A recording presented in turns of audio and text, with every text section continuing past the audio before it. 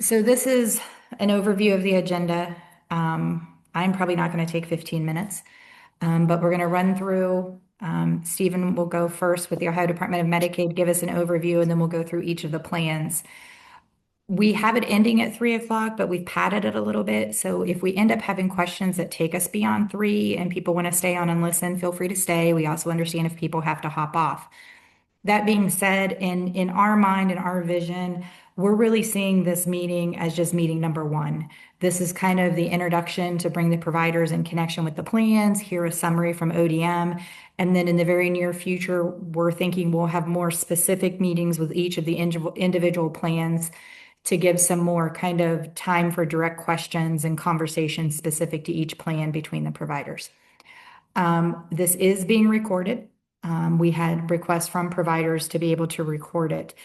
Does anybody have any concerns with it being recorded? Okay, great.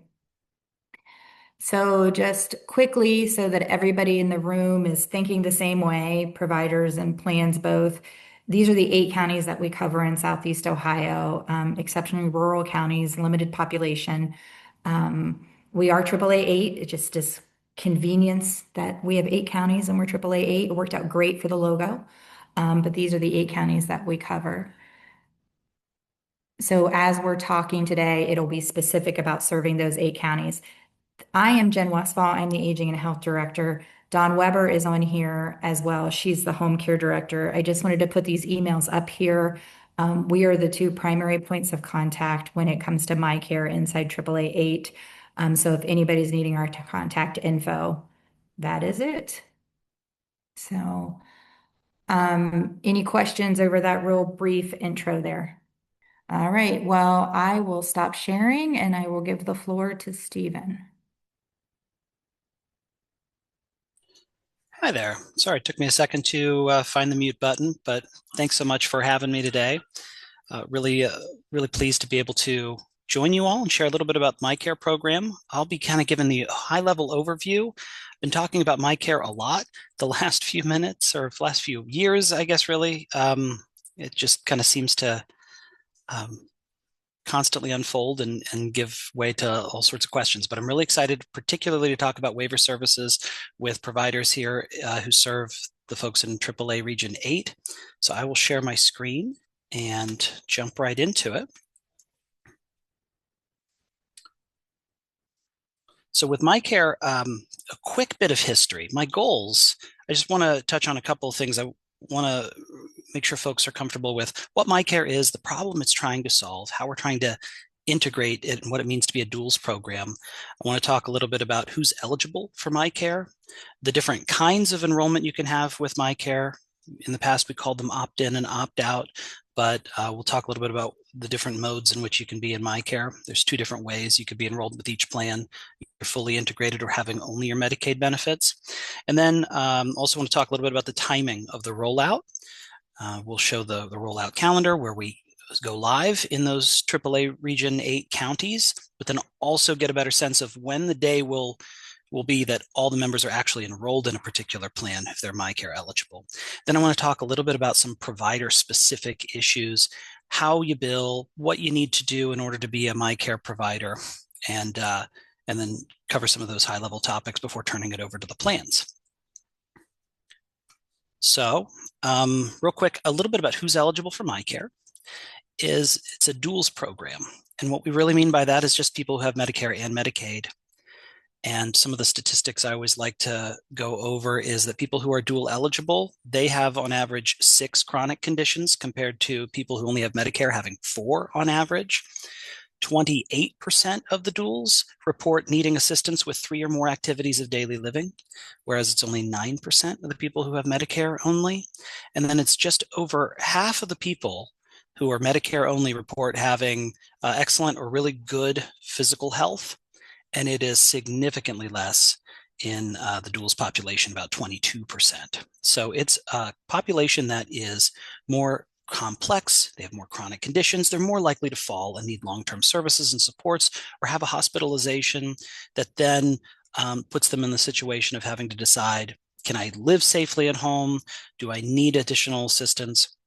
And it really is unfortunate that for these folks, having two forms of health insurance, while it sounds like a good thing, unfortunately makes accessing your covered services more complicated because of the way the two programs interact.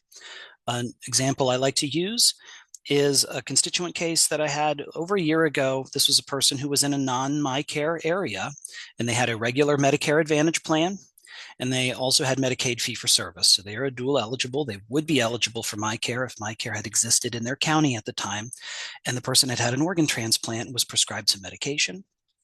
The medication was paid for by their Medicare Advantage plan. It was covered as a medical benefit, not the pharmacy benefit. So it wasn't really Part D, it was Part B. And the pharmacy that was getting this person their prescription drugs was trying to bill Medicaid secondary through our pharmacy benefit manager instead of billing Medicaid fee-for-service as a medical claim. And it prompted this person to have to get on the phone and call Medicaid, call their Advantage plan, call their provider, and try to figure out, how do I get the secondary portion of the claim that Medicare isn't paying for covered? And this is while they are recovering from a major procedure like that. And one of the things we're trying to solve with MyCare is having an option available to people who are duals where you can just fully integrate those things into one, so that the claim goes to the Medicare Advantage plan and it's paid. Same thing like it happened, like really happened for the individual, only if it was fully integrated, the secondary costs would get adjudicated at the same time, and it would simply be fully paid and done. The member wouldn't have to worry about the other insurance and where they pick up and who's primary and who's secondary and whether it's medical and whether it's pharmacy. It'd be all integrated. So that's really the option we're trying to give folks. And so it is a program that we have designed. It's existed for over 10 years, but we had to remodel it essentially to meet the federal requirements. There's something called a dual eligible special needs plan, or a DSNP. And that just means it's a specialized kind of Medicare Advantage product that can only enroll dual eligibles. Those come in different shapes and sizes, but we picked the most integrated kind, which is fully integrated, meaning they will cover all of those benefits, the Medicaid and the Medicare, including pharmacy, and long-term services and supports in behavioral health.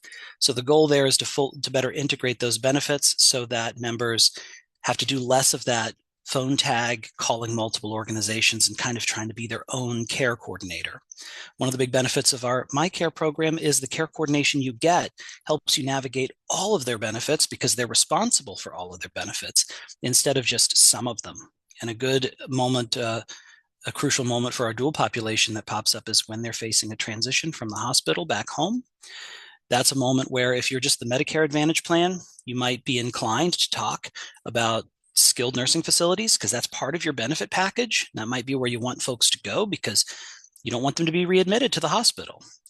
But the member might also need some assistance and could be safely transitioned back home. And Medicare does cover some short-term services in that space as well through their home health benefit. But if what you're ultimately going to need is long-term services and supports, Medicare won't cover that. That's usually where Medicaid picks up.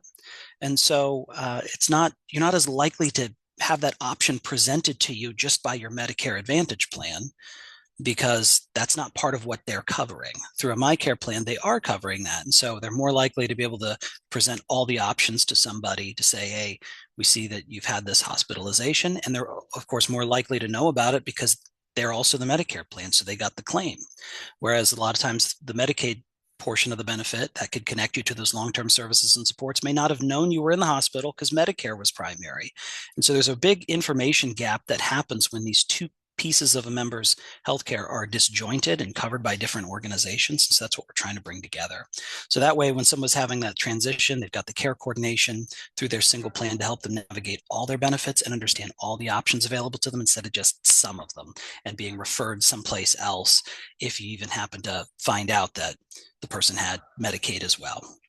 So by fully integrating that, we're making this available. This integrated option. And so I've been talking about it as a duals program. And so you just simply have to have full Medicaid, full Medicare, and at least be 21 or older. It's a program that we designed for adults.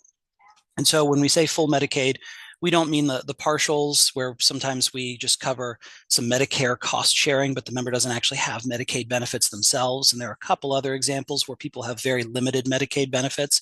But generally speaking, if you have Medicaid benefits, you can say you're on Medicaid, you would count for this overwhelmingly. And then for Medicare, you just have to have A and B and qualify for Part D. But if you have A and B, you do. And so a couple of other exceptions here in that gray box. If you are in PACE, and I don't know that there are any PACE providers in AAA 8, I don't think there are.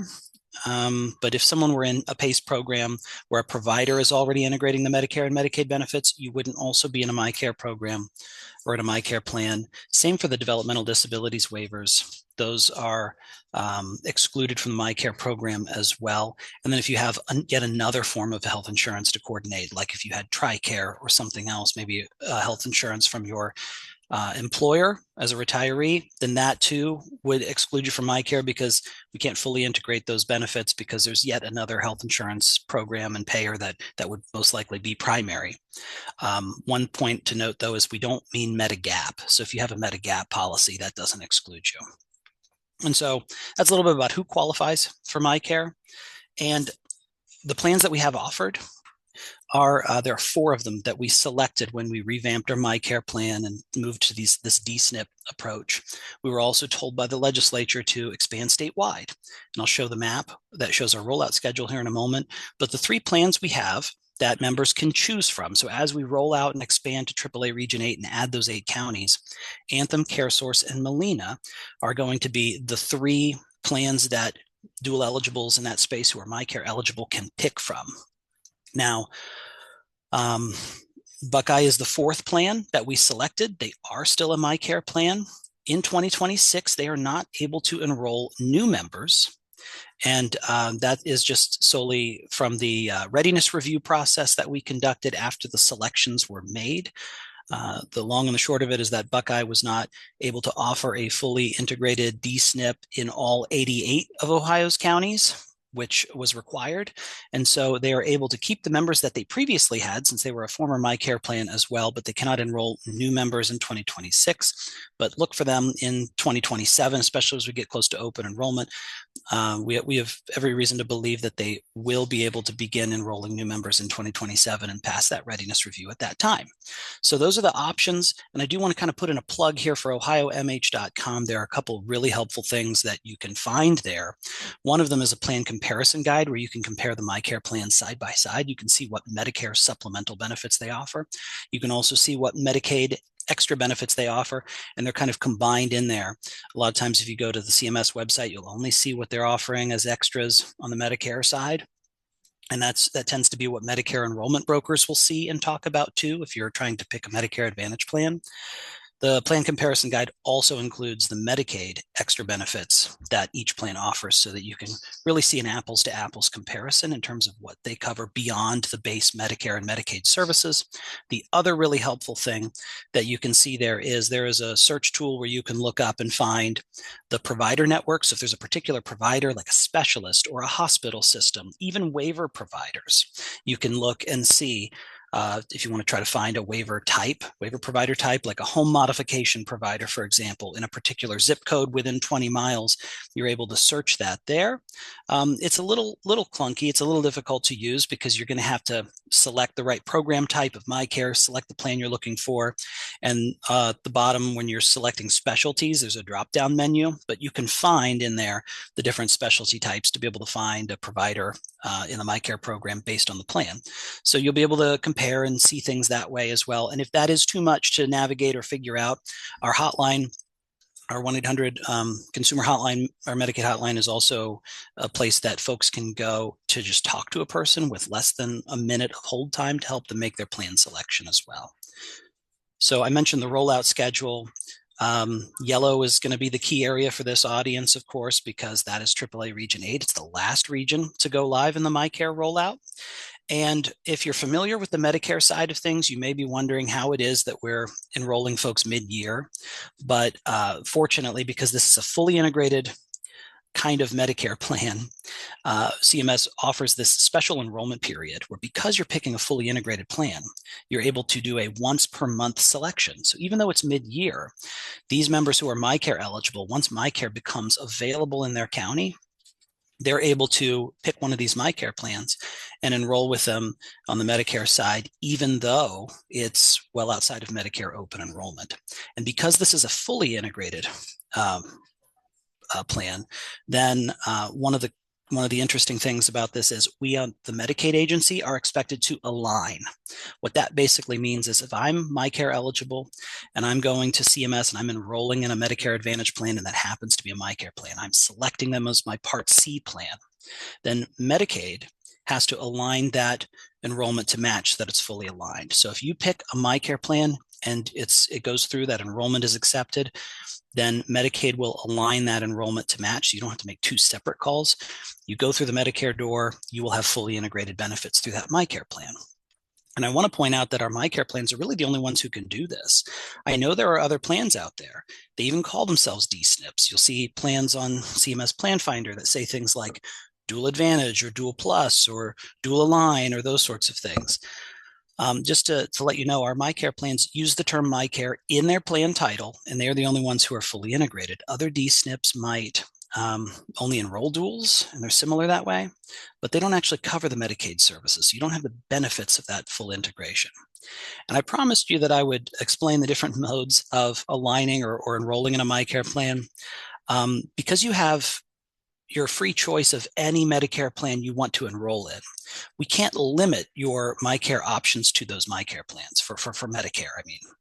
So a member can still stay in Medicare, original Medicare with a red, white, and blue card.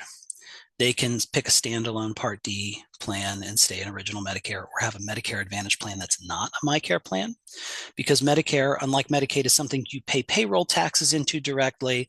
And so when you become Medicare eligible, you have that free choice of any Medicare plan that's available in your county. So because that's a requirement, then you have more Medicare options than what I just showed a screen ago. But want to point out, though, that it won't be fully aligned. You'll have some Medicare Advantage plan, then you're still going to have to work to coordinate with your Medicaid benefits. So what we do then, those members, if they pick a different plan, they're still going to be in a MyCare plan, but they're only going to have that MyCare plan for their Medicaid benefits. So that's important to keep in mind, especially as I'm talking primarily to waiver providers today. Waiver services and like long-term services and supports almost always going to be in that Medicaid space. So you're going to see MyCare members and you're going to have clients who are in MyCare, and maybe they have that full integration where their Medicare benefits are covered by the same plan, but maybe they've stayed with original Medicare, or maybe they've picked something like the AARP plan or some other Medicare Advantage plan. In that case, those benefits aren't fully integrated, but in that case, we Medicaid will still assign them a MyCare plan for their Medicaid benefits. And so that's important to note too, especially when I go to the next screen and show a little bit about the timing of how that works. So, but before I do that, I want to say a little bit about the thought process to this rollout schedule. If we had just gone statewide all at once, we would have been in January transitioning a lot of passport and home care and assisted living waiver members in these other 59 counties at the same time as we were trying to transition folks from the old MyCare program to the new one. And those folks were in other plans like Aetna and United, and there were close to 15,000 waiver members with those two plans. So transitioning for them from those plans at the same time that we transitioned all these passport members throughout the state, it would have been too much change at once. It would have put too much strain on our plans, on ODM, on our providers, on our AAAs, on our members. And so we're very, very thankful looking back that we decided to go with this incremental approach and roll out slowly so that we could do this in stages and not have too many person-centered service plans transitioning at one point, especially because of the nature of these waiver members. If it was just healthcare services like primary care visits and hospital services and things like that, maybe could have done it. But a person-centered service plan is when somebody is coming out to your home, they're putting together this unique to you person-centered service plan that covers all your waiver services, that each service you're receiving is tied to an assessed need you have, all to help you stay independent and in your home as long as possible. And so if that's a lot to transition, and our MyCare plans do have to continue that that continuity of care in that person-centered service plan for 180 days when they transition from a waiver that's fee-for-service to a MyCare plan and to the MyCare waiver. And so we didn't want to have too much transition at one time. And so that's why we're going in phases. And that's also why we're doing it basically by AAA region, so that we can kind of space that out and also have fewer transitions at a time. Jen, I see you got your hand up. Is there a question that we should stop and address now? Yeah, I think so. There's a question in the chat. Am I understanding this eligibility correctly? If there is a consumer that has Medicare A and B and has a supplemental insurance like Aetna, would they stay under Passport versus going to MyCare? So you said they've got A and B and a supplemental insurance like Aetna. Assuming that supplemental insurance is some kind of creditable third-party insurance other than Medicare. So it's something like maybe Aetna's the carrier, but it is through your employer or former employer, then yes, you would stay outside of MyCare if that's the case. Now, if Aetna was just your Medigap policy that covers your Part B premiums and your cost sharing for Medicare Part A and B, that doesn't count as like a creditable third-party insurance. It has to cover things like hospital services, doctor visits, those sorts of things, which is why I kind of use TRICARE as an example, since that's a common one. But yeah, if you had through like your former employer third-party insurance other than Medicare and Medicaid that covers those sorts of things, then yeah, you would be excluded from MyCare. So you would still have Medicare, you would still have Medicaid. It just wouldn't be available through an integrated D-SNP like our MyCare plans. Second question, and I'm proud to say I might be able to answer this one. Will the Sure. will the clients have one case manager each, one for Medicare, one for Medicaid, one for waiver, or will there be one case manager for all? So for the waiver piece, I'll address that here in a moment.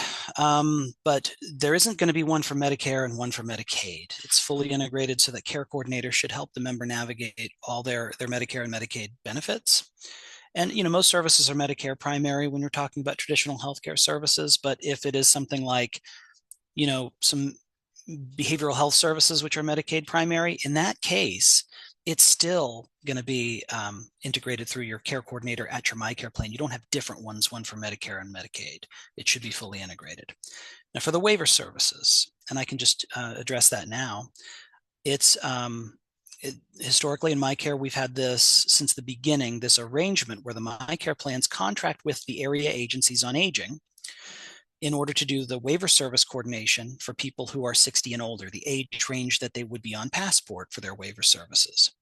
And so the area agencies on aging then kind of retain a good piece of that role, but it's in concert with the MyCare plans. They're part of the same integrated care team. They work together. So it isn't just, oh, that's the area agencies on aging's responsibility, go call them. They're working together. So if you call your care coordinator and it's a waiver related issue, they should be able to just loop in the waiver service coordinator and vice versa, especially in some of those areas where you kind of have to get both pieces together. If there's something like a physical therapy assessment that needs done, where there's a medical component as well as a waiver component, they should be working together on those sorts of things. So the waiver service coordinator will be separate through the area agency on aging, but they have a contractual relationship and they work together, not kind of passing the buck back and forth like so often happens with just original Medicare and original Medicaid.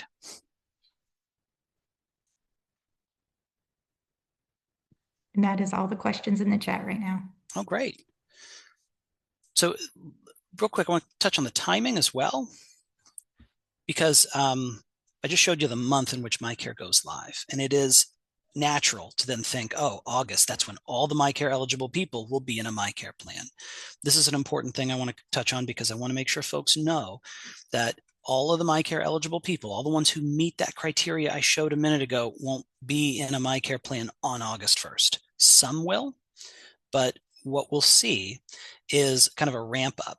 And so the darkest shaded month there, November, is when all the MyCare eligible members in AAA Region 8 will be in a MyCare plan, at least for their Medicaid services. So let's take this by day one, August 1st. Who's in a MyCare plan? It will be the people who use that one time per month special enrollment period to pick a MyCare plan. They could go through an enrollment broker. They could enroll through the plan directly. They could go through 1-800-Medicare or the CMS website Plan Finder to select a MyCare plan as their Medicare Advantage plan. And if they do that in July, since it's effective the first of the following month, then they could be in a MyCare plan on August 1st. Now, for the members who don't know about that, who don't do that, nothing's going to change on August 1st with their Medicare or Medicaid. They're still with their Medicare plan they were with, or in original fee-for-service Medicare. They're still in Medicaid fee-for-service. What's going to happen once we've launched is we at ODM recognize this person is MyCare eligible, and we are going to send them a letter auto-assigning them to a MyCare plan for November 1st. Now, we at Medicaid can only assign folks into a MyCare plan for the Medicaid piece alone. We can't pull the lever and put you in a Medicare Advantage plan, whether it's integrated or not. So if you never make a MyCare plan selection, then we at ODM can't change your Medicare. We saw some instances where folks might have been retired from state teacher retirement system, and they had a plan through, I think Aetna was a common one there, and were worried that we would change their Medicare enrollment once they became MyCare eligible. We could do that under the old MyCare program. We're not allowed to do that anymore. So if you never pick a MyCare plan for your Medicare, then we, ODM, can't change your Medicare enrollment. We can only put you in a MyCare plan for your Medicaid only benefits. We're going to give you 2 full months and send you a reminder notice as well. So you get that letter sometime in August. You have all of September, all of October to make a different plan selection. If you still haven't picked a plan, then we'll auto assign you to a MyCare plan, again, only for your Medicaid benefits, effective in November. So that's how the rollout will look.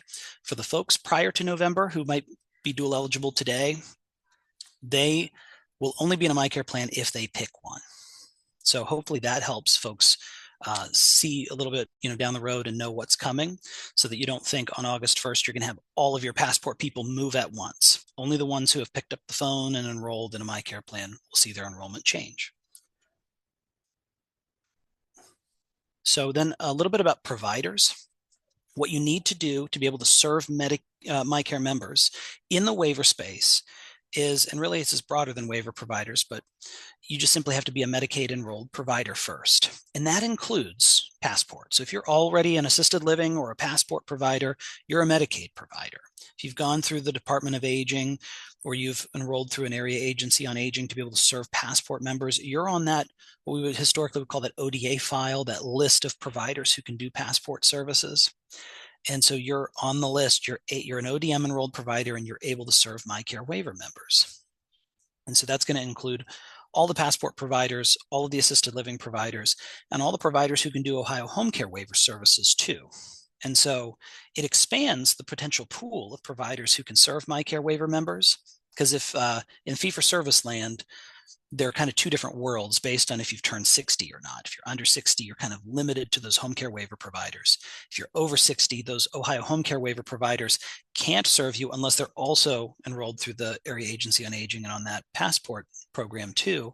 In MyCare, you can draw from either pool. So if somebody's one or the other, then you can serve the MyCare waiver population regardless of their age. So if you're a home care waiver provider and you're being contacted to provide waiver services to someone who's over 60 and they're in MyCare, you can do that, even if you've never gone through the Department of Aging to certify for Passport.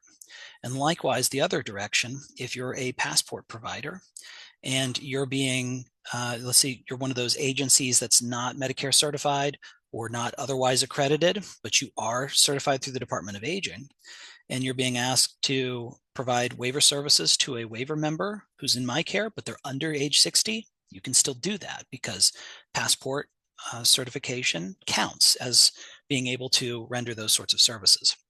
Now, you do need to be contracted with your MyCare plan in general. So that's the next step. Once you're already a Medicaid provider, then contracting with these plans is important. So the numbers are there if you want to reach out and start that contracting process to become in their network. That's going to be very important so that you can serve the members who are in their network. You don't have to contract with all of the MyCare plans, but you may want to. For example, you might have a member who you serve through Passport. If they pick, one of these plans, it's going to be easier if you're already in their network. Now, this is a good opportunity to talk a little bit about the transition of care requirements. We do require our MyCare plans to have a continuity of care period of 180 days. So my Passport person-centered service plan, if there is a provider who is giving me personal care aid services today, even if they're not in the network of the plan that I get assigned to or that I pick, that plan still has to continue to pay that provider at the fee-for-service rate for 180 days before asking me to switch to one of their in-network providers. There are a couple of exceptions to that, like if I were to switch over to self-direction, or if there were going to be a significant change in my needs that prompts a complete revamping of my person-centered service plan, those could change some things. But otherwise, assuming no major changes like that, then there's that continuity of care requirement on the MyCare plans for people who are transitioning from one of those legacy waivers like home care, assisted living, or Passport.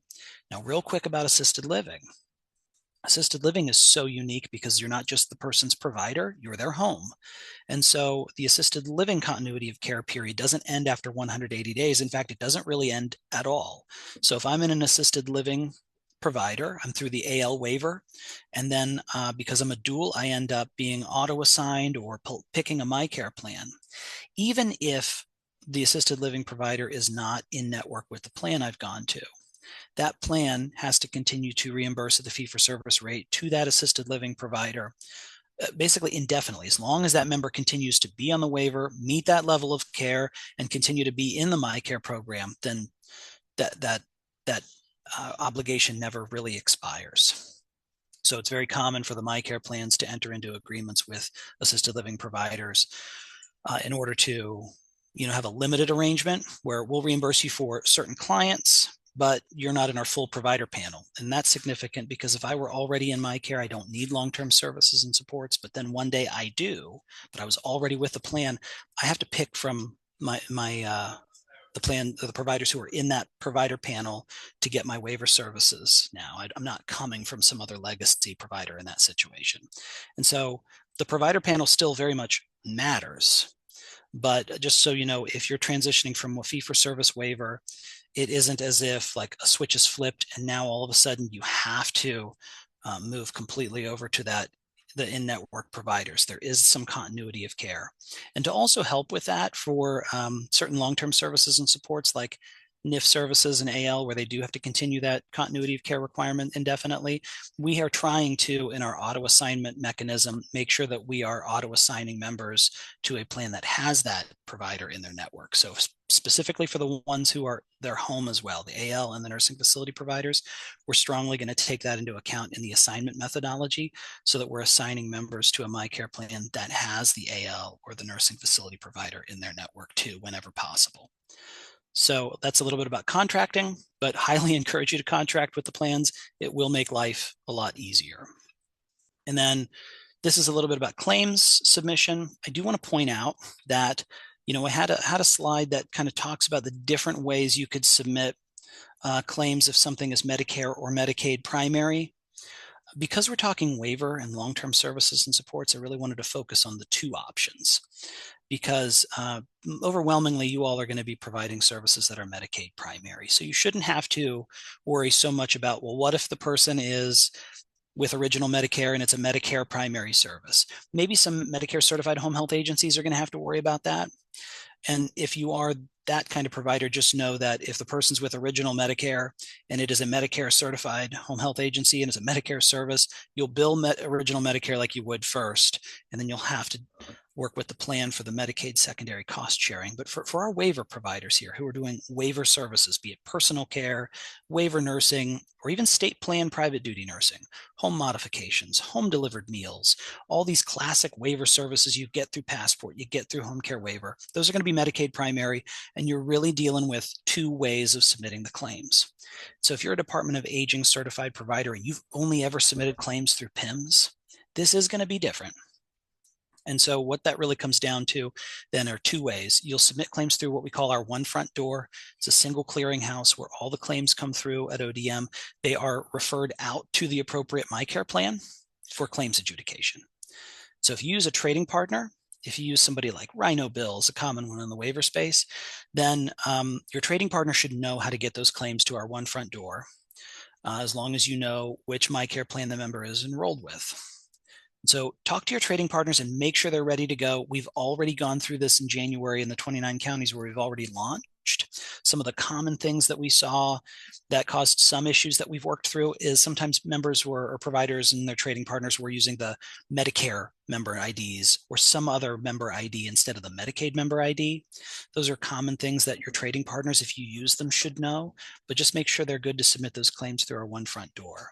If you are a very small provider, however, let's say you're an independent, non-agency personal care aide, and you have one or two clients, you're not a home health agency, you don't have a billing department, then you can still submit claims manually.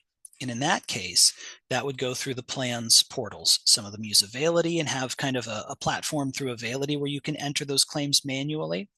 The links will be on the right. They're pretty easy to find on our website too, where you can find that. And you can also reach out to your plan. They all have some pretty helpful step-by-step guides on how to submit those manual claims. So if you, again, only have one or two waiver clients and you're just doing personal care aid services only for a member or two, or if you're a home delivered meals provider and maybe you're smaller and you submit claims manually, and you don't want to hire a trading partner to submit those claims, in that case, then maybe manual submission will be the way to go.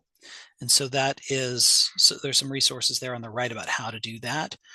If you do use a trading partner and you're curious, you want to look up a little bit about how to do that, we have technical guides and companion guides for how to submit those claims. It is a little bit more technical in the weeds, but your trading partner should know how to navigate that. So I would highly encourage you to talk to them, whoever is handling your claim submission. And again, if you're small and don't have a vendor like that, then figuring out how to submit claims manually through the provider portals of whichever MyCare plans that you're going to work with, because you have members that you serve who are enrolled with them.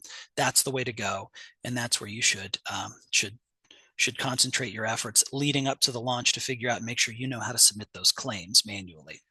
So there's a little guide there today. If you don't submit claims through managed care today, and again, this is more common in our waiver space, particularly those passport providers or even assisted living providers too, who only do things through the AL waiver. This might be something where you've got some of those decisions to make. So finding this slide, finding this content on our website, and we can also share these slides, of course, with you as well through the Area Agency on Aging webinar. Participants can get that. It'd be a good place to start to figure out, make sure you're getting ready for how to submit claims once MyCare goes live. And then the last thing I really wanted to show is this delegation strategy slide, which we're constantly updating. As we roll out to new areas, we will continue to update it. But as of now, this is still the most updated one that we have. And what we really wanted to show is the way in which the plans and the AAAs are working together. I pointed out that at a minimum, the plans have to contract with the AAAs in such a way that they are the waiver service coordinators, the default waiver service coordinators for people who are on the waiver, receiving those kinds of waiver services, who are at least 60 and older, just like if the member were receiving their waiver services through Passport. But plans could delegate additional care coordination activities to the area agencies on aging too, if they wanted to. And so this has been something we've been asked about a lot over the years, because the way in which the plans contract with the AAAs has sometimes caused confusion because plans can do it differently. So we just wanted to make sure that that information was out there and available. Historically, for example, CareSource, in the past MyCare program that we had in the northeastern areas where they worked, their waiver members were not just the waiver service coordinators only, or the AAAs up there. They also did full care coordination. And so CareSource would have them do the full slate of care coordination activities, not just waiver services. So that means you only have that one point of contact for all your services, waiver or state plan, in that area. And some people prefer that because there's less confusion. You don't have to worry about the roles of the waiver service coordinator versus the plan's care coordinator, even though they should be working together. Sometimes some people prefer just having a single point of contact. On the other hand, some folks, particularly those who are under the age of 60, didn't like the idea of having their waiver services coordinated through the area agency on aging for various reasons. And so since folks had preferences, we wanted to make sure that that information was easily able to be found out by people who were searching and trying to find that information.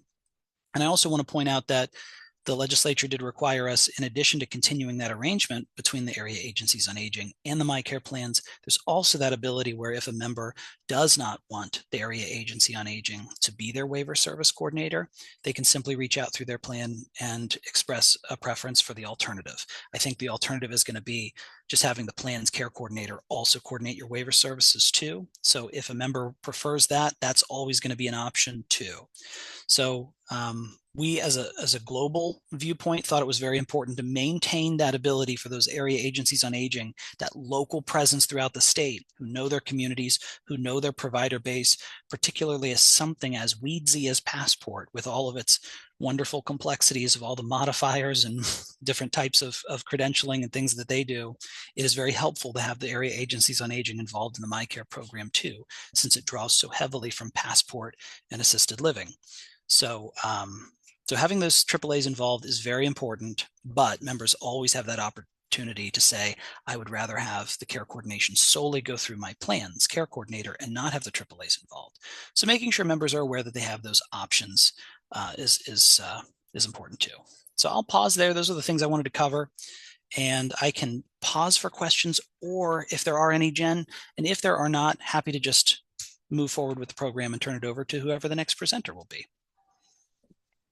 Do we have any questions? There's no more in the chat that I can see. Does anyone have a burning question for Stephen right now?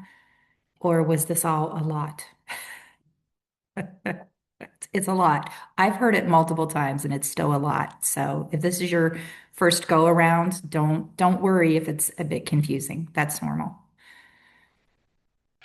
Okay, so hello, my name is John Garlock. I'm the LTSS Provider Relations Manager for the state of Ohio. I'm going to talk to you a little bit about just high level, what Anthem is doing. So if you haven't already heard that we're kind of the newest guy on the block, so we're ramping up our team, and we're building out our team in addition to already working with those phase one counties that have already joined MyCare, and thus far feel like things have been pretty successful thus far. So I'll talk a little bit about that, the makeup of our team, and then I'm going to share some resources with you at the end of this presentation that I would encourage you to use as we continue to move forward. So the makeup of our team, really, when we built the team out, I think it's important for everybody to understand, what our intention was. And we really wanted to make sure that when we entered the space, we wanted to be there to not only build a robust market, but then also, in addition to that, make sure that you as providers felt supported and touched and included in much of what we're doing as we continue to roll out MyCare. And so we've developed a team that's really intended to be a high touch, white glove, service model. And the biggest piece of that is obviously making sure that you all as providers feel supported within the market, and then subsequently are able to focus on things like patient care. So I'll talk a little bit about the makeup of the team in the next couple slides, but that's in summary. We're doing a number of different things to make sure that you all as a provider community feel supported and feel like Anthem is there in the event that you would need anything at all to take care of your patients.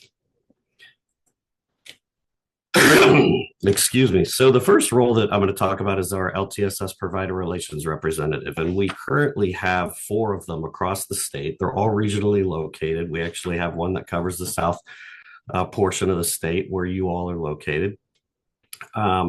But really their job is to be kind of that one point of contact for you all. So you're not having to call an 800 number just to get any of the information you need or troubleshoot any of the issues that you're having.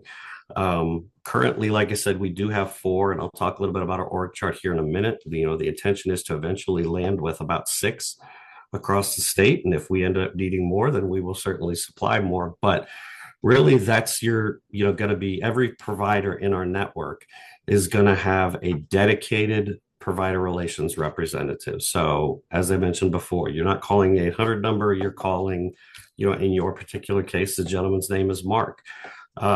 If you need anything, prior to that, you could certainly email that email address at the bottom of that little bullet, OHLTSS Provider Relations at And again, we'll make sure this gets sent out to everybody, but really wanted to make sure that you all understood the role of this individual in your area. So when you do become contracted, we do want to make sure that you are getting certainly touched and introduced to your provider relations rep, but that sums up the provider relations representative. We also have someone who is responsible for just contracting. So really our intention is to make sure that we're being as expeditious as we can when we talk about joining our network. And so this individual is there to, help get the contract started, push the contract through the process, and then really pass you on to the next stage of that, which would be onboarding.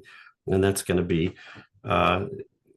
conducted by our LTSS claims educator, or our provider educator, which I'll talk about here in a little bit. We also have a claims educator. So when those issues arise that you can't figure out and your provider relations representative isn't able to troubleshoot with you right there on that one call, that's where we would bring in someone like a claims educator. And this individual is going to be the individual that talks about some of the trends that they see in the market, some of the challenges that they see that providers may be having. Maybe it's just an educational issue, but really they're going to be the subject matter expert on all things claims when it comes to our team. And so you may have limited interaction with them, but nevertheless, they're going to be working diligently behind the scenes to help you out. As I also mentioned, there's an LTSS provider training. So after onboarding is done, there's going to be an LTSS provider trainer that is really going to be responsible for running things like orientations or office hours, any sort of future trainings that you may need in the future. We do host a series of webinars, a series of online trainings throughout the course of the year. So we're going to make sure that you all feel like you've got all the pieces and places and parts that you need in order to be educated, in order to help provide you for your patients. We also are going to have a provider relations VBP program lead. So that individual is really there to help with what they call value-based programs. And so they're going to be starting programs in the state of Ohio, probably at the first part of 2027 after we've had a full year under our belt. But their intention is to identify those providers who are providing good quality care and then help them stretch that reimbursement as far as they possibly can and get them additional reimbursement where we feel like it's appropriate. And there will be programs and benchmarks that providers will have to hit, but really want to make sure that we're including all providers or all the providers that are providing quality care. Last and one on here, and certainly not the least, is the LTSS Workforce Development Manager, and that's an individual that is really looking at ways to help broaden the workforce. So that could be things like adding additional LTSS providers in the area for those areas that are predominantly underserved, or if it's helping you as a provider, expand your capacity, whether it be through additional workforce or just taking on additional patients. We want to make sure that you all feel like you're supported in that capacity to expand your reach. So here's a little bit of the picture of that is I talked about before from an organizational perspective. As you see across the top, I'm the manager of the team. We have Laura Anapple, Hashim Dean L, Mark Tucker, and Katie Lally across the state. We are interviewing currently for that fifth role. And then we do anticipate probably later in this year adding a sixth provider relation representative. Marcus Wright is our contractor. I apologize, this slide is already outdated as of this weekend. We did just hire a value-based specialist. So the individual that handles our value-based programs is going to be joining us in the midpoint of April. Nicole Abramovich is who's going to be hosting things like orientation and office hours for you all as providers. And TR Ripley is our provider claims educator. Sarah McKibben is the workforce development manager, and so she may not be a name that you initially contact or I guess connect with, but she is going to be someone that you will likely hear from in the future, where there are opportunities to help either grow your business or expand the workforce in your area. Other things that I'll talk about, I mentioned, some of the webinars that we are doing. So as I mentioned, virtual office hours are just that. So just as a professor would hold office hours for any sort of random questions that come up in between, orientation sessions or educational sessions, or that you just have a broad question. That's a great opportunity, a great avenue to take advantage of. Webinars, so we are going to be providing webinars on certain educational topics throughout the course of the year, whether that be, HCBS rule setting, things like that. We will be holding those throughout the year. And then obviously there's going to be ongoing educational trainings, as well as our claims training, Care Central training. There are things that are, we feel like are going to be critical to make sure that you all are as prepared and brought up to speed as possible. And then last is our provider website training, our platforms that we use. So just as I mentioned, Care Central, that's actually Anthem's platform to help file claims. It's a very, very user-friendly system, and we want to be able to get as many of you folks using that to cut down on time that you're not spending with your patients.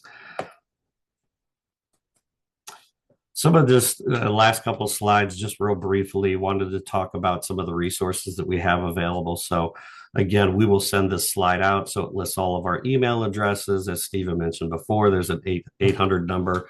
Should you reach us out, after your regular business hours, you can certainly reach out to that one. Any sort of non-emergency transportation, we do partner with an organization called MTM. They recently changed their name from Access to Care, but we do use MTM if you have questions on EVV. There's a help desk that we have for you, as well as Availity, who our Care Central platform sits on top of. So hopefully those of you that are familiar with Availity, it will seem a little bit like riding a bike and be easy for you to navigate there. And then, last and certainly not least, some of the ODM and ODA numbers and contacts that we can put you in touch with. But all in all, I just want to make sure that you all feel supported in every capacity possible as we get ready to roll out this summer. And should you need anything in the future, please don't hesitate to reach out to us. We're glad to help in any capacity we possibly can. We know it's confusing, and we will help in any way that we possibly can. So any questions for me? Thanks, John. I think there's a question for Anthem in the chat, and there's also an overarching question about are the plans going to require the aides to utilize iPads for visits? I'm sorry, I missed the second part of your question. Are they going to be required to use iPads for visits? No, Okay. they will not be required. They can, in terms of completing EVV, I don't know the requirements from SANData, who the state uses for that. But as far as I know, the biggest piece that we want to ensure is just that the information that is submitted through EVV does match what is coming through on the claims form. So as those things are getting filed, it's incredibly important to make sure that those are matching. All right. Any other questions for Anthem? All right. Well, because we set this up alphabetically, Buckeye is next. Thank you so much. Thank you, John. All right. Good afternoon, everyone. Let me pull up my screen share here. All right. All right. Well, again, good afternoon. It's a pleasure to be here. Thank you for having us today. My name is Shonda Noble, and I am the program manager with provider engagement, and will be working with the AAAs and supporting the providers as a part of my role. I've been with Buckeye now for, this is my 10th year, and began my work here at Buckeye as a case manager with the waiver members. So I am incredibly passionate about LTSS and the MyCare Next Gen waiver from experience. Before I came to MCOP work, I worked in long-term care. So if there's anyone that's ever seen the value of what we are able to do with waiver services, it is me. So I'm here with my coworker, Rebecca Morrison. She is one of the provider engagement account managers. She'll be going through some of the slides later, can tell a little bit about herself as well.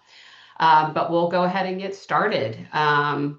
So what we have today is an abbreviated version of our provider orientation. So to be mindful of time, this is kind of a condensed version of that. The hyperlinks or the references that you will see in here, we will get the PowerPoint to Jen and team so that they can distribute.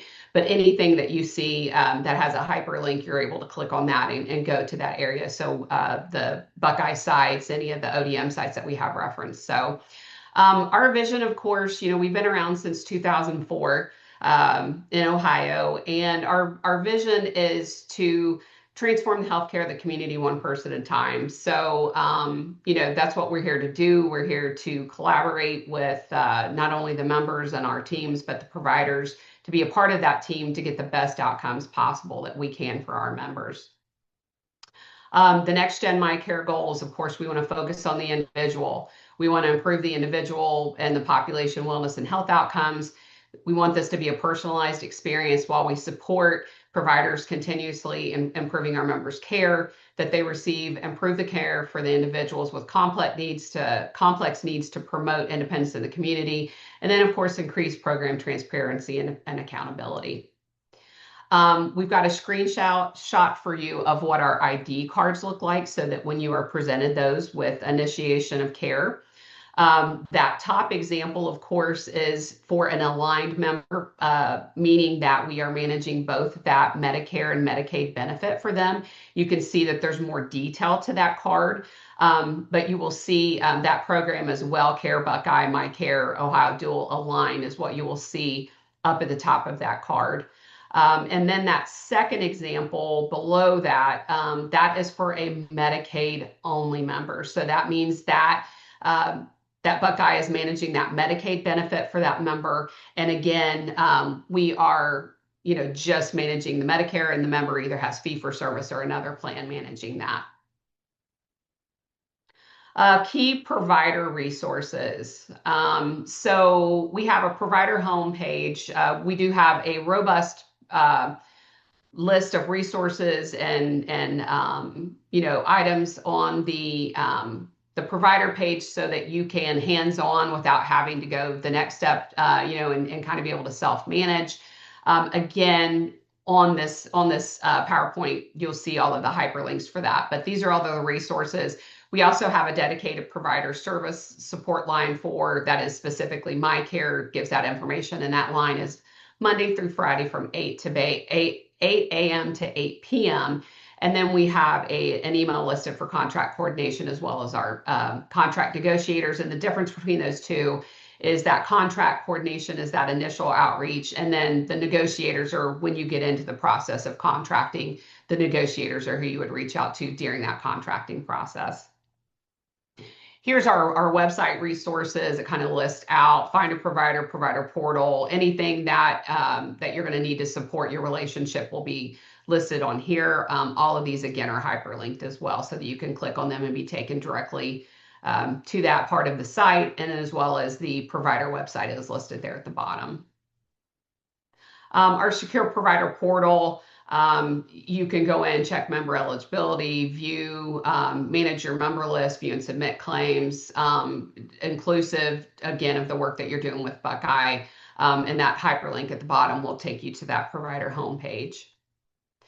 And then Availity. Right now, Availity is working to get to its full potential. You can go in and submit claims on Availity, but there's some functionality that has not been achieved on there. We also have our Buckeye provider portal as well. Again, both of those are hyperlinked on there just for ease of access for you.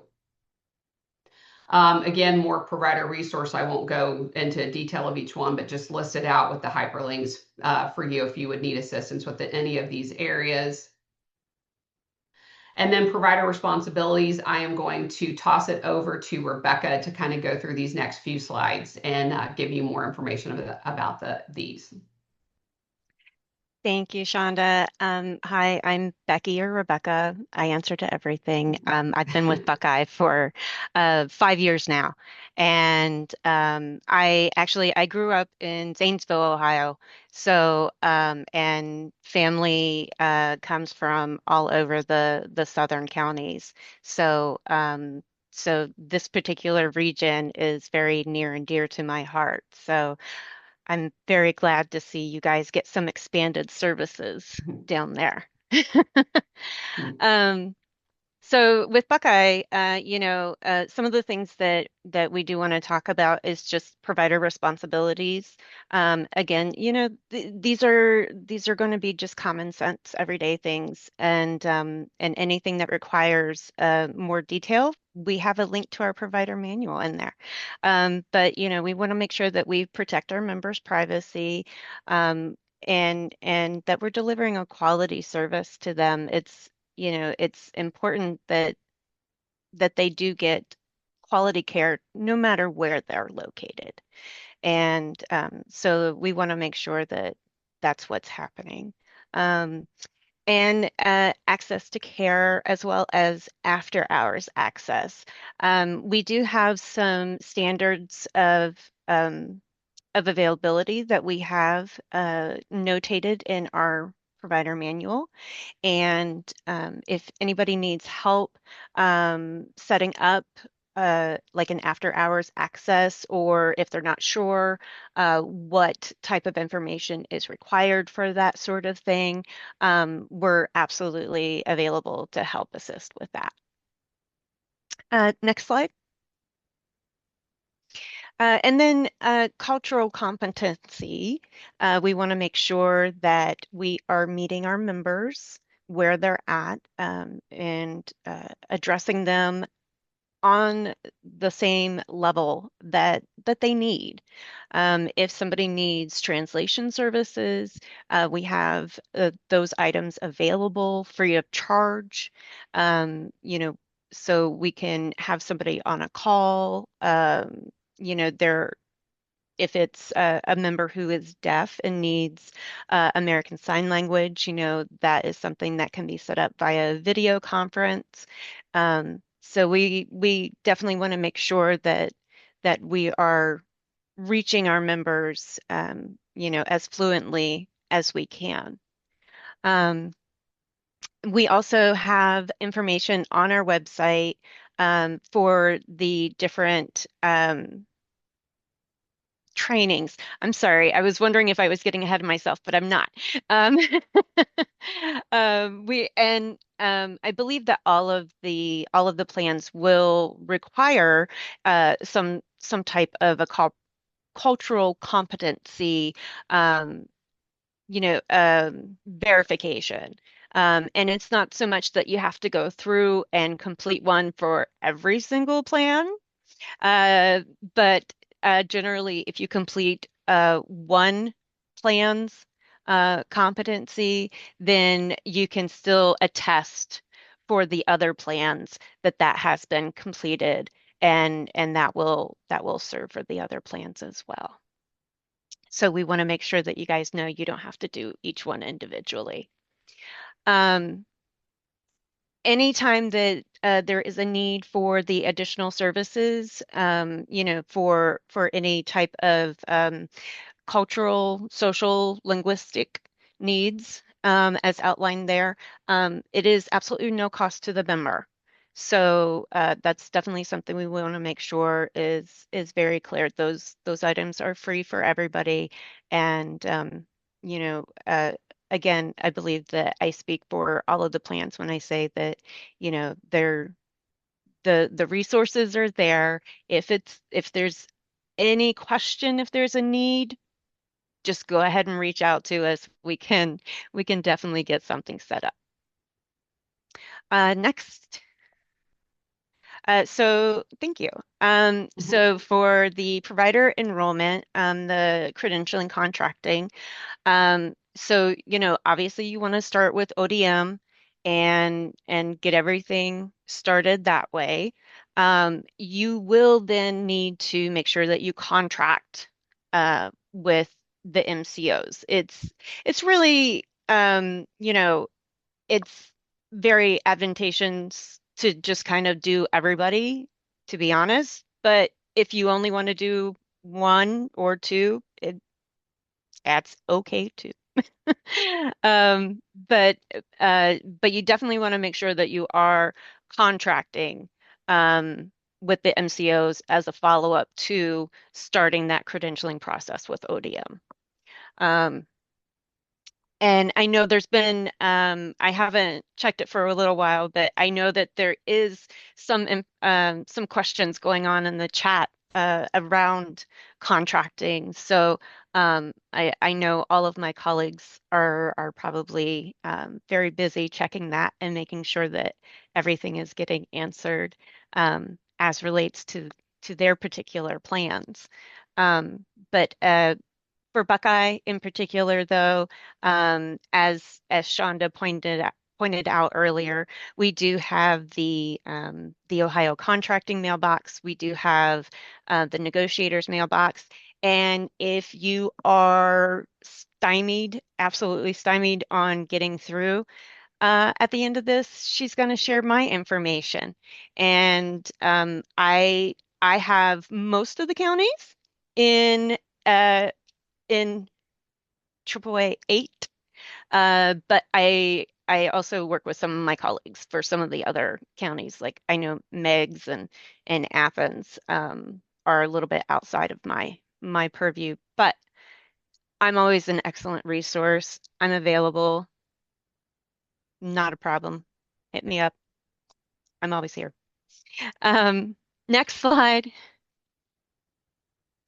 And so for contracting, again, the website, we really have a um, really wonderful information out on the website. We have explained how to go through and do your authorizations if you are a non-participating provider with Buckeye, how to go through if you are participating, and then we do have specific information that we call out there for the LTSS and specific for the new Next Gen MyCare product information. And the main point of all of this is we're here. We're here and we're ready, and send me an email.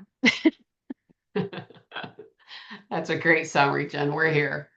Absolutely. So now we're going to talk a little bit about utilization management. I know that you as providers, obviously this is, you're committed to serve these members, but you need to know how to get that approved and initiate, that service.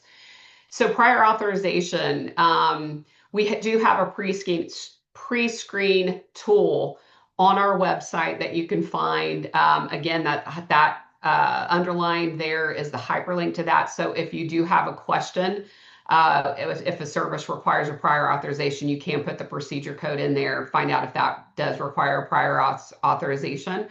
To submit a prior authorization, you can go to our secure provider portal or of course Availity. That's where you access the member's record. And, of course, you submit that completed authorization form on the portal. And if you have any questions, you can fax your request if you're having issues with the portal, but our preference is, of course, is utilization with electronic submission. It does give a support number for there, and then portal submissions continue to be the preferred method for us, of course. Time frames, these are for traditional Medicaid services. Expedited is a 48-hour request. Standard pre-service that's not urgent is 7 days. With waiver, we still are looking at around a 10-day turnaround time for those, because those obviously are a little bit different than a medical-based service there. The escalation process, this goes through that, gives the email address, support numbers to contact. Any submission that or any inquiry that you are submitting, of course, you want to make sure you've got the member's name and spelling, their date of birth. We need to be able to identify, as you all know, we can have many, many members with the same name. If you've already submitted an authorization, I want to make sure that you have that. If you don't, that's okay. If you haven't submitted anything, the requesting and servicing facility names, if you can include your NPI and your tax ID number, that helps as well. And then any other pertinent contact details. And then for more information about that, of course, we've got the hyperlink for the escalation process there.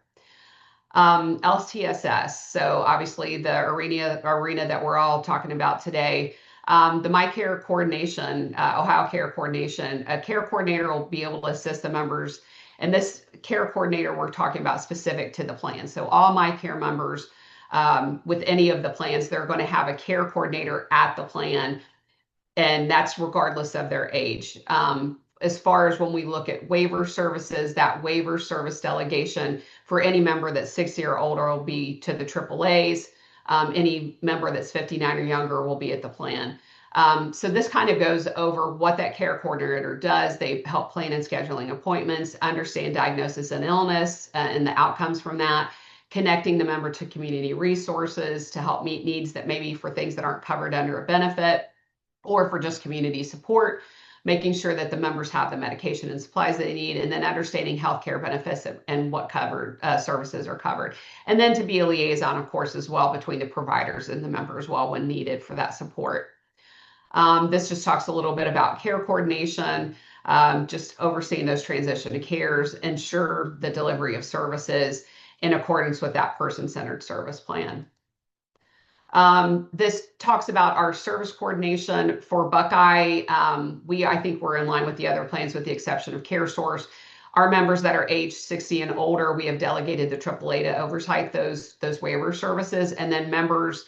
And let me point out, so in that population of 60 and older, you're going to have the AAA waiver service coordinator, that any waiver service, that's going to be your first point of contact. And then anything medical or Medicaid, of course, would go to the care coordinator at the plan. And then for members that are aged 59 and younger, the Buckeye the Buckeye care coordinator will act as the waiver service coordinator as well. And like I said, I think that's pretty consistent across the plans. With MyCare Ohio waiver authorization. So this is for those of you who have worked with the other legacy waivers, this is where you're going to see the big difference. So with these services, with waiver services, either the waiver service coordinator or the care coordinator at the plan, you're going to work out, identified services. They're going to solicit, to see if you're able to deliver that service. After, they, work with you, you accept that you can serve that member, that member's service plan is going to be updated, that waiver service plan.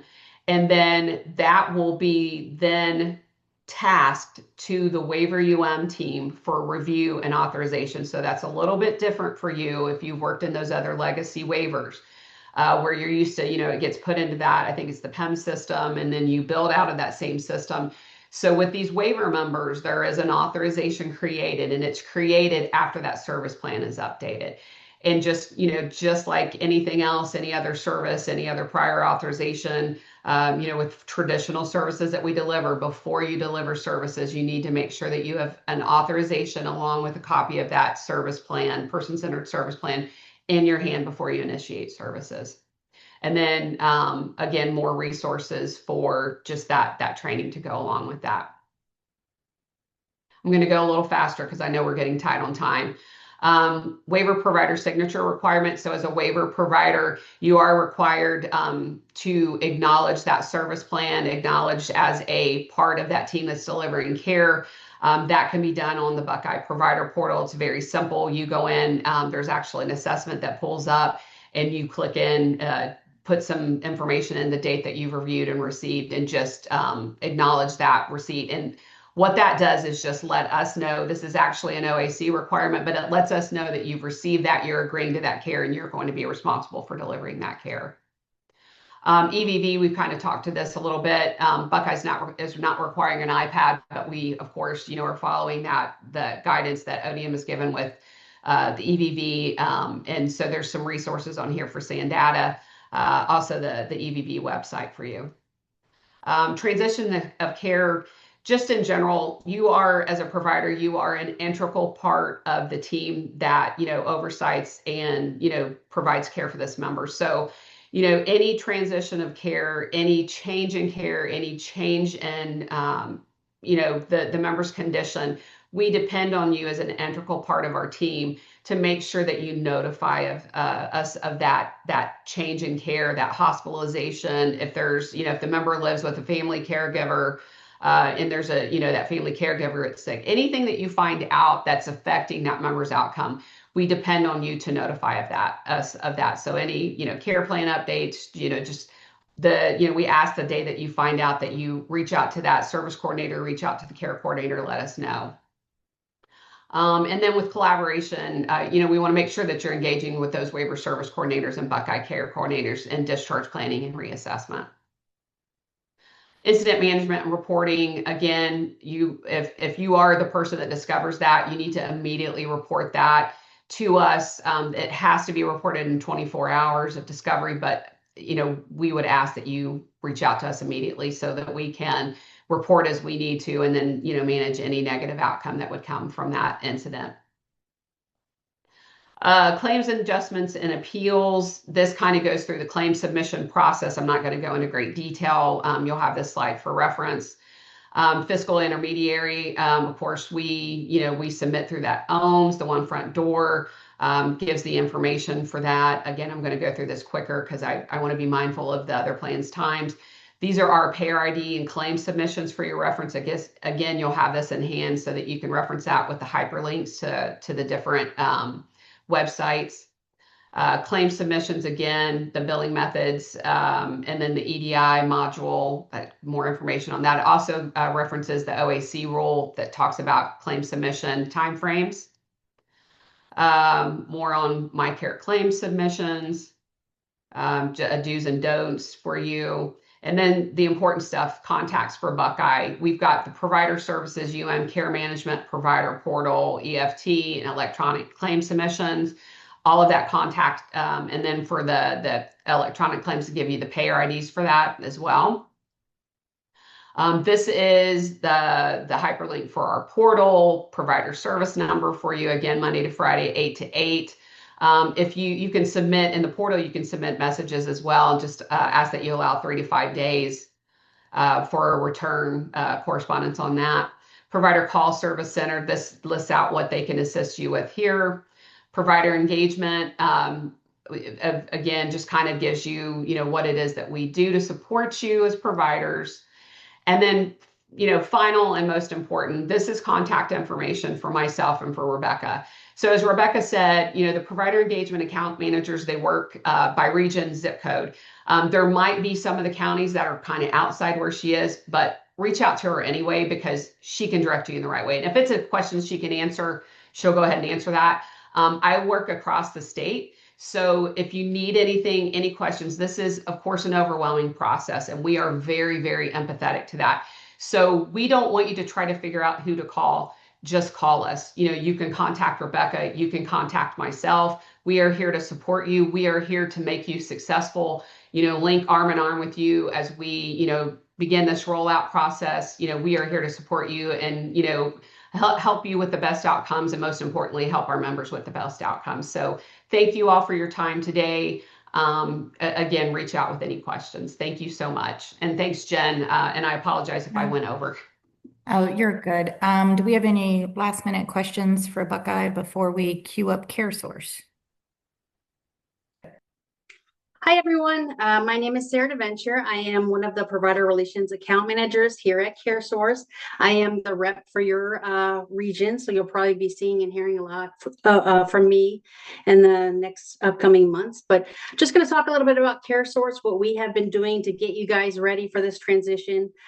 We've been keeping very busy since January, the go live.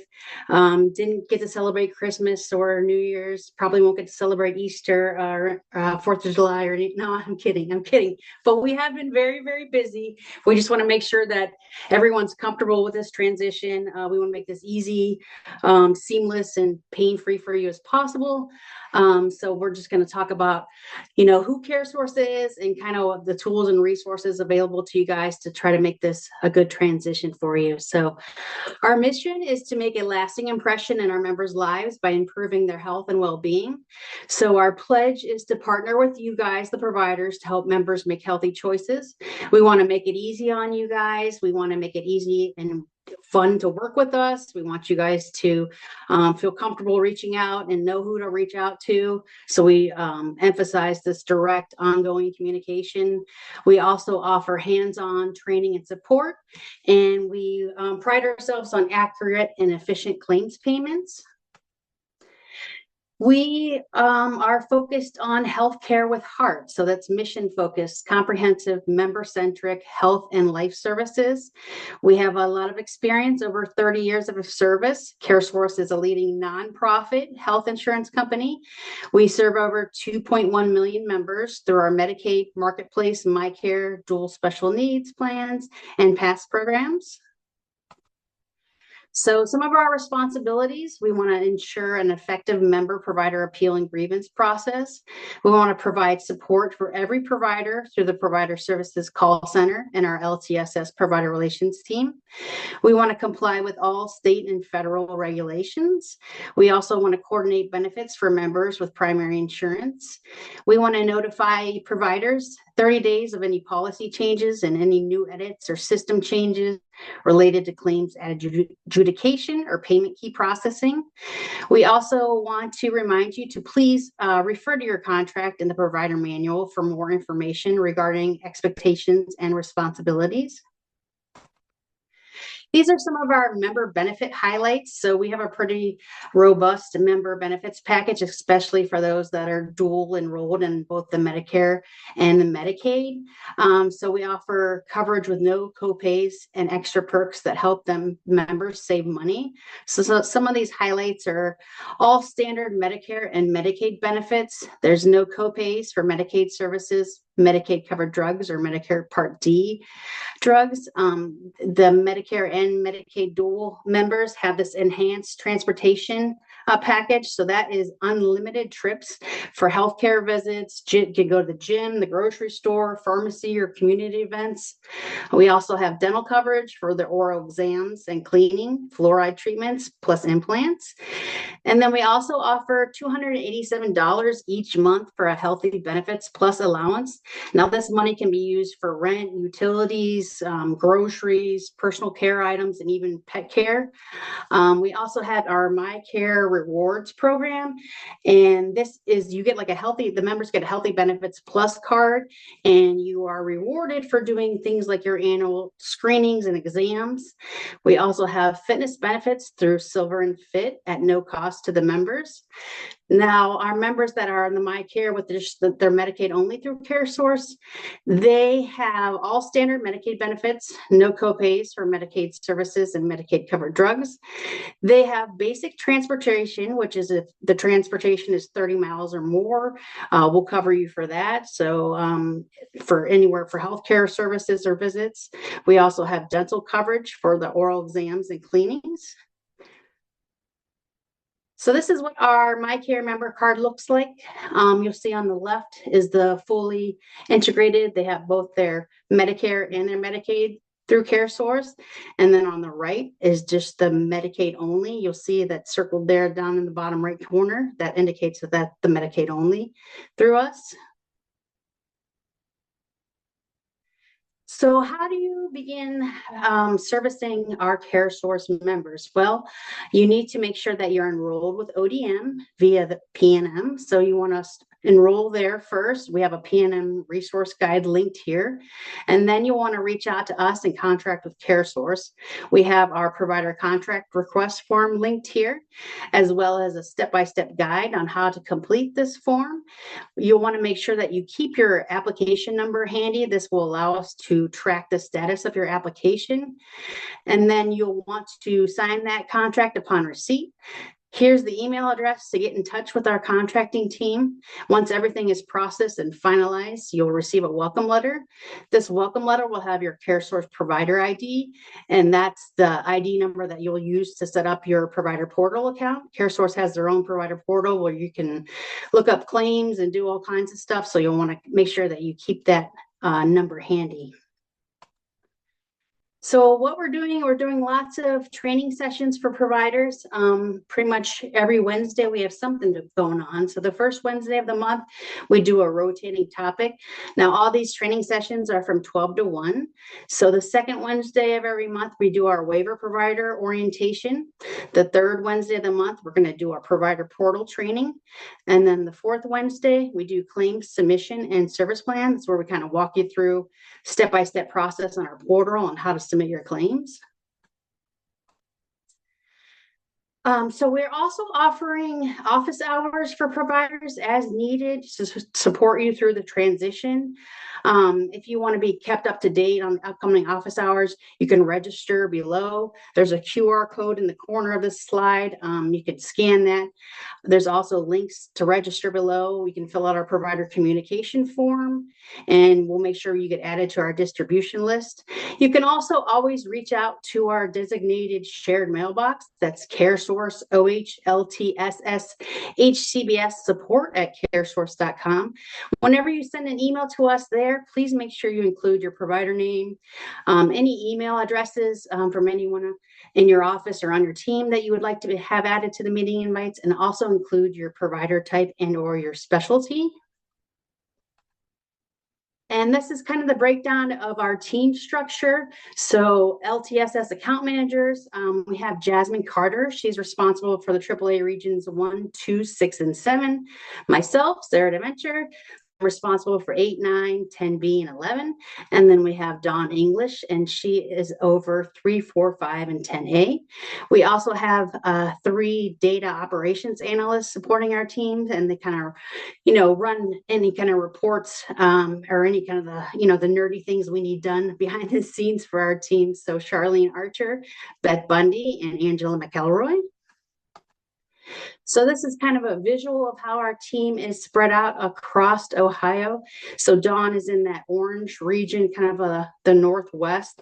I'm in the blue, kind of northeast, southeast, and then Jasmine is the green area, kind of central, south. This page, again, we'll share this slide deck. Make sure that you guys all get this, because this is kind of going to be your Bible. This is everything you possibly want to need to know about CareSource, our provider manuals linked here, policies, updates, and announcements. We have our newsletters and communications, billing guides by specialty, and we're going to be constantly adding to this as well. P&M resource guide for HCBS providers. And just anything, you just click on the link here and it will take you to our website. And like I said, we'll be constantly updating these for you guys as well. A link here, I know we partner with ODM, so just a couple quick links and resources to their MyCare Ohio page and their frequently asked questions. I subscribe to the ODM Press. They send out all kinds of helpful information. I recommend that you guys sign up for those newsletters as well, so you can stay in the know. And then, as always, if you have any questions, feel free to reach out to that shared mailbox that I mentioned earlier.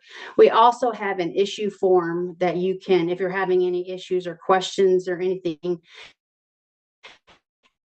you can fill that out, and our team will triage that and send it to the appropriate provider relations account manager. But as I mentioned, if all else fails, I'm your account manager. So you have any questions, concerns, or issues, reach out to me. I'm your girl, and to make sure that this is a smooth transition for you guys. And I think that's all I have. Any questions?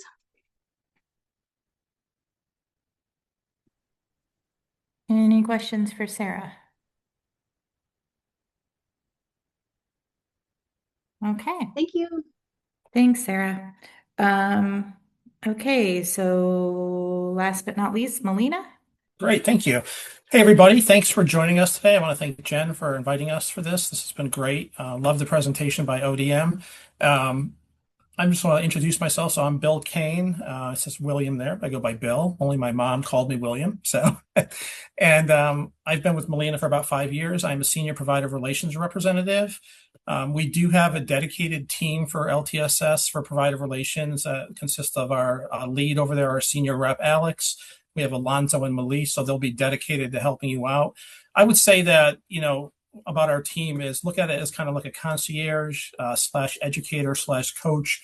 We're here to fill in the gaps, help you with the transition as you come over to Molina Healthcare if you're a new provider, to assist you maybe with any major claims issues that you're having, authorization issues, and so forth. Kind of just, if you don't know where to get the answer, you're not getting an answer when you're calling to the provider call center, you can reach out to us directly and we're going to get you to the right place or get the problem solved for you.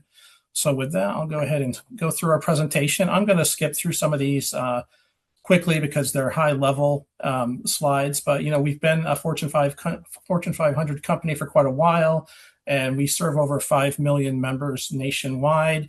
We have been in the MyCare space since the beginning, so we've been doing this for several years and have a lot of experience in it. For the agenda today, I'll be sharing, we'll just talk a little bit about the implementation for Next Gen, some contracting and onboarding stuff, claim submission, our care coordination and waiver service plan, our You Matter to Molina program, and then some contact information. So as you know, and like a lot of the plans I've already shared, the Next Gen MyCare Ohio integrates both the Medicare and the Medicaid plans for dual eligible Ohioans. And it basically is done, to streamline the process and the healthcare process for those members. So the members will receive one care coordinator managing all the benefits to ensure a cohesive and person-centered care. We did launch the program, of course, on January 1st for the state. So what is a fully integrated solution member perspective? Well, they get one care coordinator for both the Medicaid and the Medicare benefits. They only get communication from one organization, which that alleviates a lot of the confusion. And then the one organization, being Molina in this case, would be responsible for both their Medicaid and Medicare benefits. And that allows more extensive service coverage for them. And then if there's an appeal that needs to be done, they only need to contact one organization, just Molina, for that, instead of going through 2 different places. So I won't go through this in much detail. This is kind of the rollout for the state. You guys are scheduled for August 1st. So that's when we'll be doing that. We've already started working on the contracts. I do have our contract manager on the call with us today, Tony Hopewell. She's been diligently working to get through those contracts. So if you can be patient with us, we will get to them. But by all means, she did put her contact information in there. If you're having any problems or not hearing back from the contracting team, please reach out to her directly. And this is just more information on the rollout and what counties we've already done. Yeah, I'm just going to go ahead, so we'll have more time for questions then as well. All right, contracting. So to join the Molina network, if you're not already part of it, you're going to want to connect with our Ohio contract request email address that's listed on this slide. It's a pretty streamlined contracting process. It's all done electronically with electronic signatures and so forth. If you're an existing provider already with Molina, contracting encompasses Medicaid and Medicare both, and there's no amendment needed. If we did identify a need for an amendment, though, we'll definitely contact you and let you know about that. For the onboarding, so following the executed contract that you receive, our provider relations team will connect with your organization and will assist you with any onboarding. And we'll provide you with a Molina Provider ID, which you're going to need to get into our Availability Essentials portal, which is where Molina does all of our provider portal transactions. And that might include even some one-on-one training. So we have a lot of meetings, or I should say trainings throughout the month for different topics and so forth. But we will do one-on-one training with you if that's what you'd like. And we will set up one of those 3 reps with you to do that. I've included some quick reference guides and frequently asked questions on this slideshow. I did send a copy of this presentation to Jen. Jen, if you're welcome to distribute to everybody in your group, and that's fine. If not, just reach out to us here at Provider Relations, and we'll go ahead and send you a copy, or just put something in the chat, and we can do that as well. Here's another additional resource slide that includes a link to our provider forums, newsletters, our Contact Us, our You Matter to Molina page, provider bulletin. We have an orientation for MLTSS providers, and then a transportation quick reference guide. Claim submission. So EDI, or electronic data interchange, is used for submission of claims, and you guys can submit claims or eligibility inquiries or claim status inquiries and any attachment using EDI by being a trading partner with ODM or by contracting with an ODM authorized third party. We also have the Availability Essentials portal, where you are, like I said, required to submit any claims via Ohio Medicaid Enterprise System, or OMS, or also known as One Front Door, via EDI transactions, or again via the Availability Essentials portal. You can register if you're not already on Availability Essentials at this link here. For training, it's pretty simple. Once you log in and you're registered, you can just select Help in Training and Get Trained from the menu up top. And then there's some training available under there for navigating through Availability. And they have a lot of other different types of training on claim submission, appeal submission, and so forth. If you are an atypical provider, if you go under the News and Announcements section in Availability and you select Atypical Providers, you will find training sessions for your groups there. You can do quite a bit on the Availability Essentials portal. We've expanded this in the last year, but typically, you've got your online claim submission, claim status. You can do corrected claims, member eligibility and benefits. You can file disputes or appeals and check the status of them. You can submit and check the status of prior authorizations on there. You've got our care coordination portal, and you can also review remittances. This is just more information on how to access the provider portal, which we talked about through Availability Essentials. Member eligibility can be verified either through Availability or by calling our provider services number here from Monday through Friday from 8 to 6 p.m. Oops, go back one here. You can also submit claims electronically through the EDI or direct entry via the Availability Essentials portal. And then there's a link here in the Molina Provider Manual, which gives us a list of payer IDs. Some of our payer IDs have recently changed as of the first of the year. And there's also a provider bulletin out there in regard to those new payer IDs. Again, you can check claim status and check status through the Availability portal and submit corrected claims.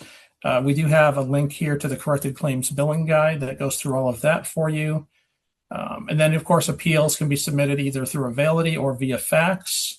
And again, there's more information here with our MyCare Ohio and Medicare authorization and claim reconsideration guide.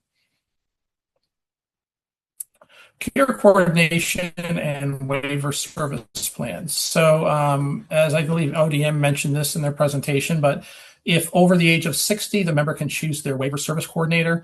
For Molina, it can be the AAA or the Molina Care Coordinator based on the member's choice. But if they're under the age of 60, then Molina Healthcare Care Coordinator is assigned by Molina. The provider should work directly with the care coordination entity for the member's waiver service plan and authorization of services. So all that's going to be done for waiver services through the care coordinator and not through the normal process of like going in and loading an authorization yourself. And then if you do have any issues with that, by all means, reach out to the care coordinator first. If you were to still be having problems with authorizations or claims, then you can just reach out directly to us and the provider relations team. You Matter to Molina. So within You Matter to Molina, there's a lot of resources for you. You've got the provider bulletin. That includes any kind of training opportunities, prior authorization changes, maybe updates to the Availability Essentials portal. That's, again, sent out monthly. There are some provider bulletins that are sent out as special provider bulletins in between those sometimes as well. And on that You Matter to Molina page on our website, there's, like I said, the provider bulletins and newsletters. You'll find all of our trainings out there, surveys, presentations, videos, lots of resource documents and reference guides. And we do also give free access to the Psych Hub platform, which offers the free mental health educational courses and CEU opportunities for you as providers, as well as some patient-facing resources as well. And then, of course, you can get through the Availability Essentials portal, access through there, and find training on that as well. And again, to contact us if you have any questions whatsoever about the contracting process or issues with the contract. You want to send an email to this Ohio contract request at molinahealthcare.com that is reviewed and checked daily. There's always somebody in there working it. And the provider relations email address, the Ohio MyCare LTSS at molinahealthcare.com. Again, we have 3 dedicated reps that are constantly in there working. As a lead, I'm sometimes in there working as well, covering vacations and stuff. So you probably see me in there as well. And that is all that we have. Did anybody have any questions for us here at Molina today?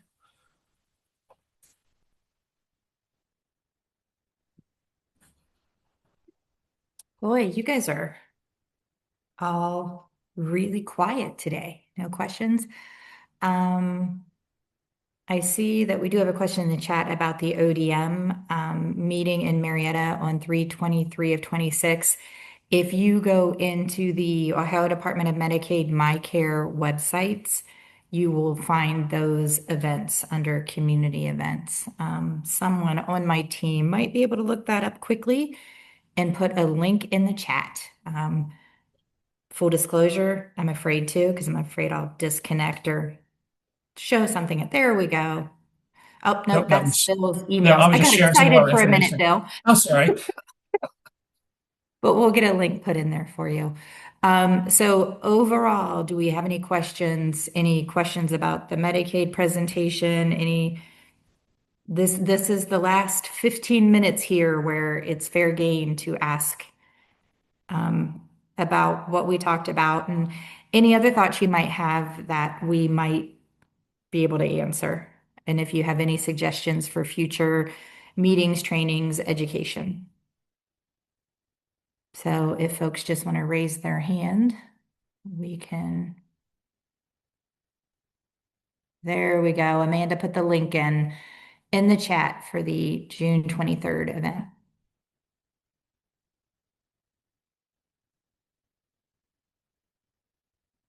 Nobody has anything. We taught you and shared everything you need to know. It's a lot. I get that. That's where I think having a second and even third event will prove beneficial. I just want to add, Jen, if I can, to the providers. So we realize that you guys are soon to be 4 months out from the rollout.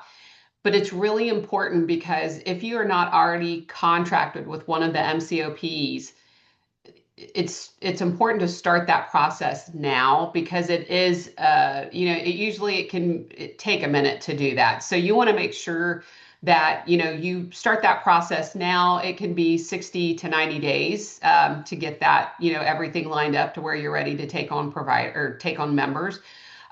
So it's important not to wait for that. Start that process now. That way you're not rushed, you're getting through. And then, once 8/1 starts, you're ready to go. And the other thing I'll add to that is and I think Stephen, I don't know if he's still on here or not, he alluded to this a little bit. August 1st, it's not a light switch. It's not like August 1st, automatically everybody who's on Passport just flips over to MyCare and it immediately switches. It's going to be a progression every month of people moving over for a couple reasons. Number one, they have 90 days to select, so they've got a 90-day window in there. Number two, every single month somebody's turning 65. So it's going to be a constant transition of people leaving Passport and going into MyCare. Jen, I'd like to say too, from Molina's perspective as well, will there be hiccups in the process? Absolutely. It would be foolish to say there wouldn't be. But the good thing is since you guys are coming on in August as a last group, we've hopefully worked through a lot of those hiccups. So we have already worked through quite a few little issues that have come up along the way. And I think all the health plans would probably agree. So you guys are coming in at the tail end. So most of the stuff's probably have been worked through by then, thankfully. Yeah, I've said a lot of times over the past year, I've never in my life have I been so happy to be last. So yeah, so hopefully everything's figured out by the time it gets to us. So any additional questions, comments? We will get this put up. All right. So Carrie, I am a little confused on billing. In the Medicaid presentation, they talked about the front door, but then some providers are talking about ability and billing and trading partners. As a provider of home delivered meals, can we just use the Medicaid front door for submitting claims? Do you have to have a trading partner? Who wants to take that one? I probably can. So you don't have to have a trading partner, but if you're using the one front door, you do. So that's kind of our one front door, sometimes called the EDI or electronic data interface. So that's that batch process where when you use a trading partner, they'll come through. So a lot of providers will use these to just kind of help batch all their claims together, or in some cases, all their medical records, and turn them into claims. It's just kind of a technical service. And so those will come through, and they have to be formatted a certain way. It's like a HIPAA standard kind of format in which trading partners translate those and securely transfer all that information. It has to include things like the unique number for which payer or which plan it's supposed to go to, and include the member's Medicaid member ID, those sorts of things. And so trading partners have to learn all of that, have to pull that in from our technical guides to do it. So for a lot of the conversations I think we had with the plans about availability and about their own portals, that seemed to be in many cases sort of an overview or a guide on here's how to use the plans portal if you're manually entering them. Remember, there were two ways I said you could do this: is if you're batching those claims with a trading partner to come through our one front door, or if you're manually entering it in through the plans portal. In that case, if you're doing manual entry, you're likely not using any kind of trading partner. You kind of learn the plan or two or three plan systems for entering those claims in manually. And then you would just go into Availity or whatever portal that they use, and you just be able to type in the information that you did that week for the claims. And that's why it really only makes sense to do that if you have just a handful of clients at the most. If you're like a Medicare certified home health agency, or even a Department of Aging certified home health agency, and you have 50 or 100 clients, at that point I would say you're firmly in the trading partner territory, where you probably contract with some kind of vendor to help turn all of your claims and all of your documents into claims that will get batched, come through our one front door and over to the plan for claims adjudication. Okay, second question from Jennifer. As a whole, for all MCOs, if a member does not select a MyCare and is assigned by ODM to a MyCare plan for Medicaid, will the MCOs reach out to that member and offer them a switch to a dual plan to match up with their MyCare Medicaid plan? Yeah, and I could answer this one too generally, but I'm glad you stayed on, Stephen. Sure, yeah, me too. And I would expect they probably would. It's not necessarily that they absolutely have to, but I imagine they're going to want to. And that's one of the benefits of us having this system, where we're going to auto assign folks who don't make a selection to a MyCare plan for their Medicaid only benefits, is it kind of establishes that relationship at least. Medicare is finicky when it comes to what they allow from a marketing standpoint. We as ODM, we certainly are a fan, and we're trying to push for having more folks who align their total benefits of Medicare and Medicaid and integrate it through a single plan, whichever plan you pick. And so by at least auto assigning a member to one of these plans for their Medicaid benefits, it creates that relationship. And Medicare Advantage plans aren't really allowed to be doing all sorts of cold calls and those kinds of things, but Medicare does allow a Medicare Advantage plan to reach out to a member if they already have that member enrolled through a different line of business like Medicaid. So if I'm one of these MyCare plans and I have a member as a Medicaid only member, I'm doing their waiver services or maybe just their Medicaid only benefits, and they don't get LTSS of any kind, well, just still being able to say I have them enrolled with me allows me to reach out to them and say, hey, did you know that I could completely integrate your combined benefits and just cover your Medicare benefits too, all in one, so you don't have to do this back and forth and try to figure out, is this Medicare primary, is this Medicaid primary, or get two stacks of information from each entity and kind of look at them and go, they both say nursing facility. When am I supposed to use one versus the other? By integrating, you don't have to worry about that. So yes, by assigning somebody to a plan for their Medicaid benefits creates that in for that organization to be able to reach out to them, do some care coordination, and in the course of that, be able to encourage them to align their benefits through the same organization. Thanks. Any other questions or comments? All right, guys. Well, thanks to everyone who attended. Like I said, we're going to really work to now get the next one set up so we can have some more direct plan-specific conversations and connect providers to plans for information and more of, like I said, a 1 to 50 type of setup and not 1 to 1. So thanks again. This recording will be put up on the website, and we will also post the slides.